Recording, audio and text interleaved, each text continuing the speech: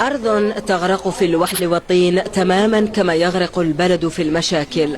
ذلك هو أسوأ استقبال يمكن أن يحظى به ضيف في أكبر حدث كروي قاري حوله المخزن إلى مهرجان الأوحال القاري.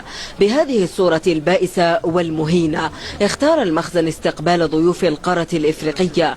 فضاءات للمشجعين تحولت بعد أولى زخات المطر إلى أوحال تعيق الحركة، التقطتها عدسات الجماهير ووثقتها بالصوت والصورة. الدنيا غرقانة، العالم كل هنا والدنيا غرقانة من قوة هالمطر.